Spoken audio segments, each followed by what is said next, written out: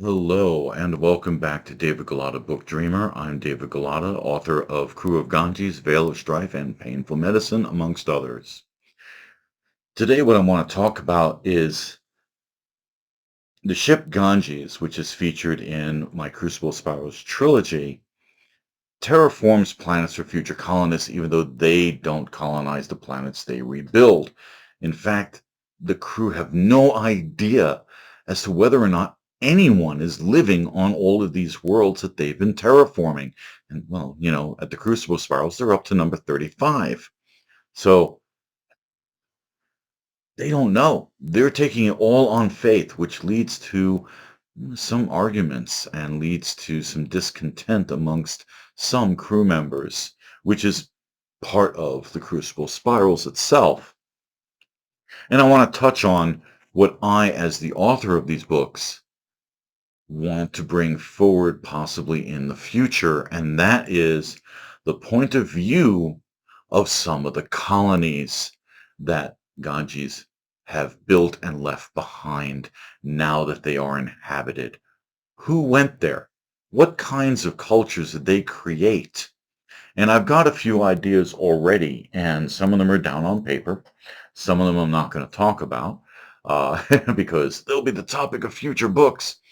And I'm also thinking of making like a parallel history line. So you have the history of Ganges, and then you have the history of the colonies.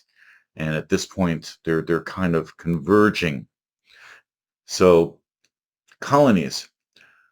What I have in my own historical notes is that the Terran conglomerate, while it was still around before it destroyed itself, and Ganges is also unaware that that happened, they were using the colonies to get rid of dissidents.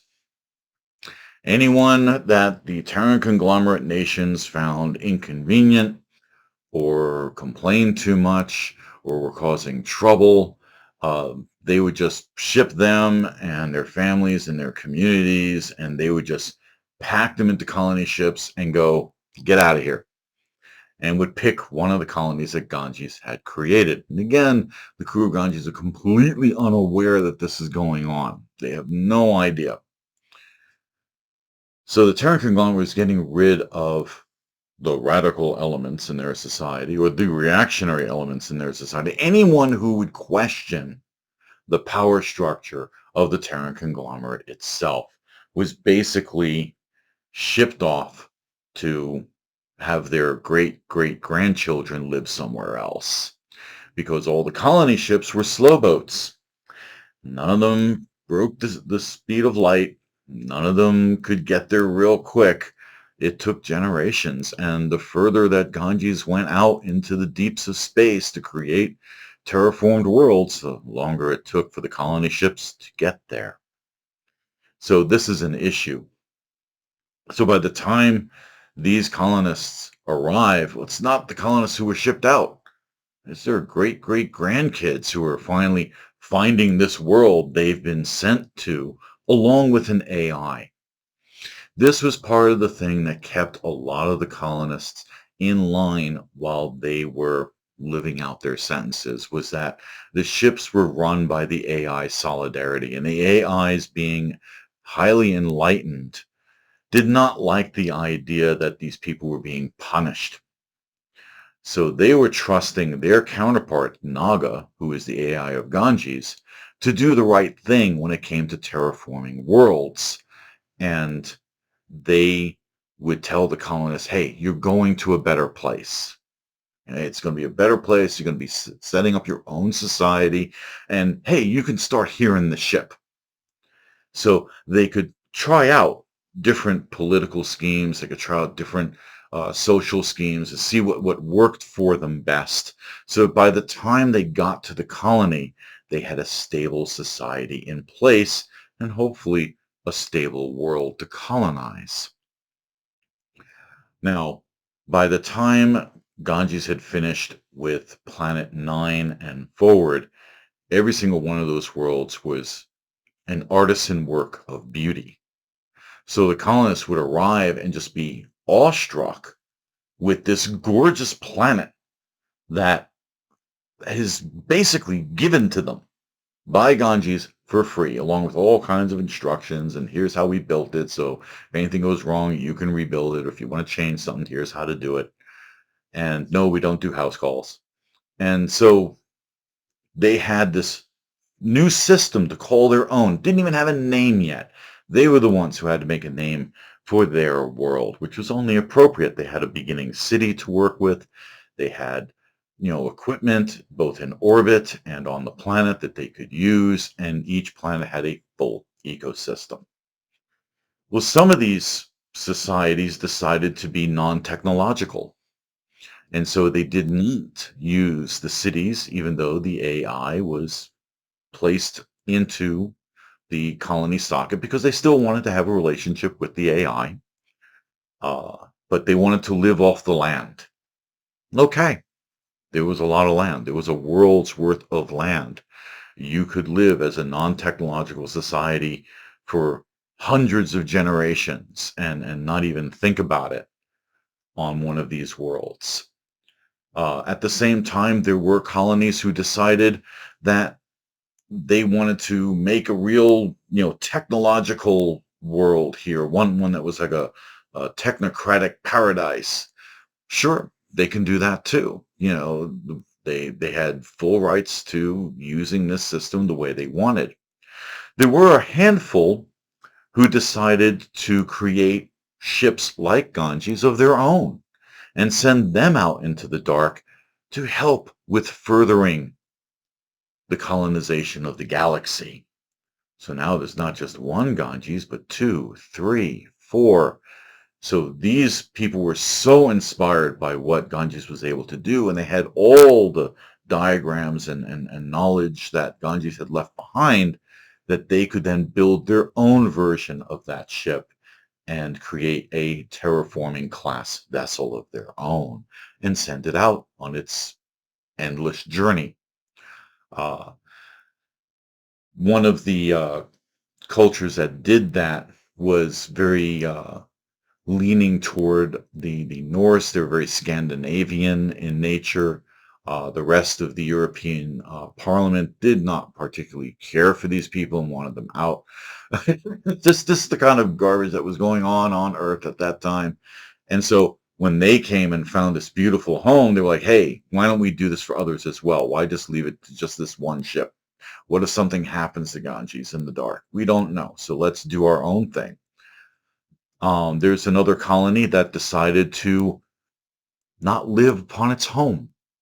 It was so beautiful, they decided to live in the orbitals and on the moon bases that had been left by Ganges for them to use. They created a ring of habitats and only used the surface for recreation. This way they would never despoil the surface. They fell so in love with the planet, they just couldn't even begin to think about using it to colonize. It was just too beautiful to them. So they don't live on the surface. They use the single city that is there for their holidays and leave the rest of the planet alone. So these are some of the thoughts that I've had on some of these colonies. Uh, some of them are democracies. There's one that is a monarchy from a royal family who helped pull a colony ship that had issues. The AI was badly damaged and was no longer functioning properly, and the officers wanted to turn the ship back to the Terran conglomerate, and no, the answer was no. And this one family rose up and helped the other colonists to continue forging toward this world. And they were hailed as the leaders of their people. And they became a monarchy that was fairly non-technological in its nature. Um, Others decided to utilize the entire system. They have a base of operations. They have this colony made for them by Ganges and crew. And, well, there's the rest of the system. There are other planets there. There's asteroid belts. There's, all kinds of things. So, yeah, they decided to spread out much like the Terran conglomerate. Some fell to the ways of war. Others were very peaceful societies. So it's a mixed bag. It really is a mixed bag of cultures and ideologies. It is a mixed bag of them. Some of them have many different nations on their planet, each one with its own system. Other other colonies are completely unified in their society and ideological bent. There was room for all of it.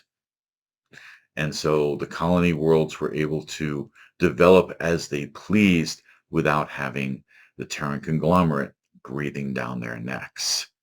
So this is how I see it. This is how I see this going. This is where the uh, the colonies are heading, where each one is radically different from the next.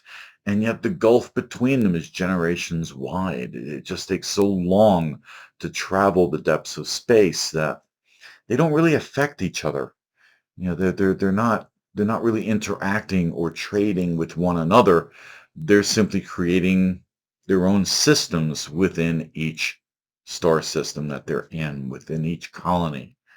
And this is a rich territory for stories. It's great territory for stories, all kinds of stories. And that's what I'm trying to pull from some of this. It also gives me more history to play with for future trilogies. Like, what if Ganges finds out there are colonies? What will they be like? Well, it's good to be prepared ahead of time. As an author, I can tell you right now, my notes are invaluable. It is the only thing that is keeping me writing these books as quickly as I am. And I do say quickly because I am creating 2 novels a year at this point. That's fast. So I really rely very, very heavily upon these kinds of notes so that I'm not just stuck on one track. I'm actually thinking a holistic picture of what's going on, all about Ganges and its crew. So I hope you have enjoyed this latest installment of David Galata Book Dreamer, and I hope to see you next week with another edition. And in the meantime, happy reading, everyone.